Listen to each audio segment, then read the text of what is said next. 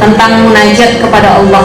Jadi kalau pengen doa kita cepat dikabul sama Allah, sering-sering bermunajat.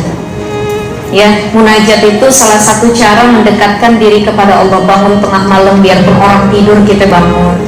Ya, orang terlelap dalam mimpinya, kita sedang bertasbih, beristighfar kepada Allah tengah malam. Nah, itu namanya bermunajat, meminta kepada Allah. Itu wasilah pengen dekat sama Allah, caranya dengan munajat. Ya, yang banyak dilakukan oleh para salafus sholih, orang-orang sholih terdahulu. Syekh Asyibli pernah memberikan pesan begini, kata Syekh Asyibli, ya, salah seorang ulama yang ada di kota Baghdad.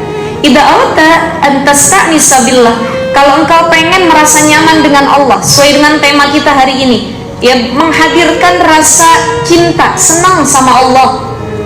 Kalau kita baru mendengar kata Allah disebut tuh udah getar hati kita, Bu.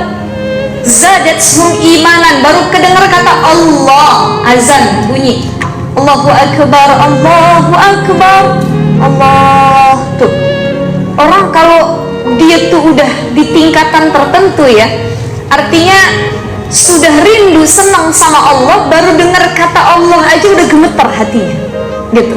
Jadi kata Imam Asyibli, idza aradta an tasta'nisa billah, kalau kamu pengen nyaman sama Allah, pengen deket, pengen senang gitu, ya, pokoknya tuh senang banget deh sama Allah, gitu. Ayaskunu qalbuka ma Allah, artinya hatimu tenang ketika engkau bersama Allah. Makna bersama Allah itu apa, ibu-ibu? Lagi ibadah, ibadah itu kan lagi komunikasi sama Allah. Sholat, kenapa sholat kita disuruh untuk khusyuk? Kenapa sholat kita disuruh untuk menghayati gerakannya, bacaannya? Karena sesungguhnya ketika kita sedang melaksanakan sholat, kita itu sedang berkomunikasi dengan Rabb kita, Allah.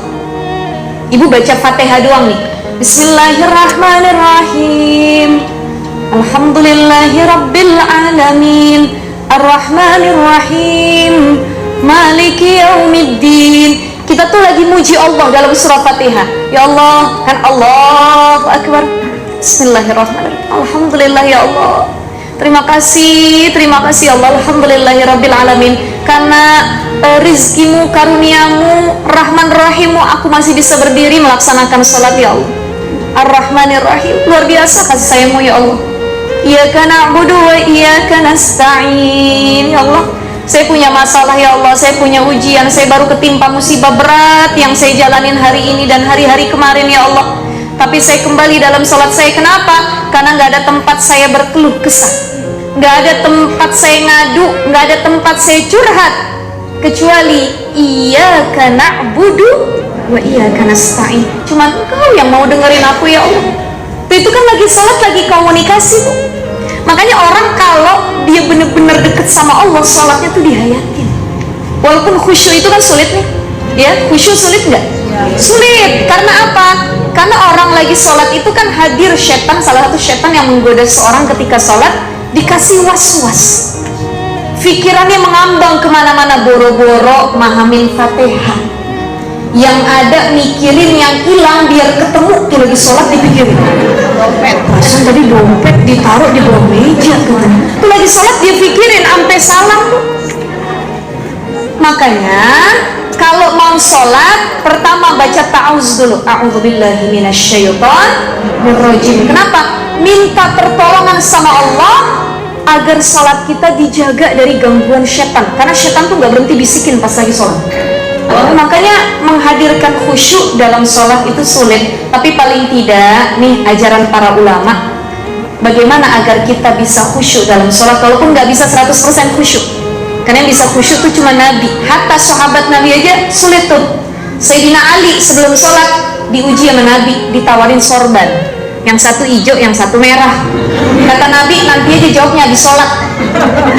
Sayyidina Ali dari awal gak kepikiran sorbannya, Bu. Beliau kan soleh juga tuh, ya, Masya Allah, sholat fokus, ya. Tapi setan berhasil menggoda hati beliau ketika mau salam. Itu udah di ujung sholat, Atahiyatul mubarakatus salam, muncul pikirannya. Kata Sayyidina Ali, kayaknya yang hijau lebih cantik, merah pikir lebih bagus, ya, kurang lebih begitu lah, sama kayak kita pikirannya. Padahal dikit lagi salah. Begitu kelar sholat nyamperin Nabi, kayaknya yang merah aja deh saya ambilnya. Nabi tertawa. Kata Nabi, berarti tadi lagi sholat tuh mikirin sorban yang kutawarkan. Ya wahai Nabi, Masya Allah sulit sekali untuk khusyuk nih. Para sahabat aja sulit khusyuk, apalagi kita Bu. Kita sujud, kita masih jauh dari para Nabi, para sahabat ya Bu ya. Apalagi kita. Ya Allah ya Rahman. Nah kata para ulama, kata Imam Abu Hatim Al-Asam ya, beliau bilang begini, kalau pengen khusyuk dalam sholat, salah satunya bayangin tuh sholat terakhir kita. Bayangin, kalau kita sholat zuhur, bayangin jangan-jangan nanti asar saya kagak bisa sholat lagi, udah jadi mayit gitu. Terus bayangkan kalau kita baru takbir, kemudian baca Fatihah, Alhamdulillahirrabbilalamin waladhdallin amin. Bayangin lisan kita keluh dan nyawa kita diambil sehingga nggak nyampe nyawa kita sampai ruku. Ya Allah, jangan-jangan saya nggak nyampe ruku. Pas lagi ruku, bayangin kita nggak nyampe sujud. Pas lagi sujud, bayangin nggak nyampe duduk di antara dua sujud. Berapa banyak orang yang meninggal ketika sedang sujud. Dan itu yang kita harapkan ya Bu ya. Mudah-mudahan wafat kita dalam keadaan husnul khatimah, lagi ibadah. Itu kan pengennya begitu ya. Karena seseorang itu akan wafat sesuai dengan kebiasaannya. Ibu-ibu kebiasaannya apa? Ahli sedekah. Lagi sedekah wafat, ya Allah ya Rahman. Ibu-ibu kebiasaannya apa? Zikir, lagi megang tasbih. Subhanallah, alhamdulillah, tiba-tiba wafat. Masya Allah. Jadi cari kebiasaan yang baik.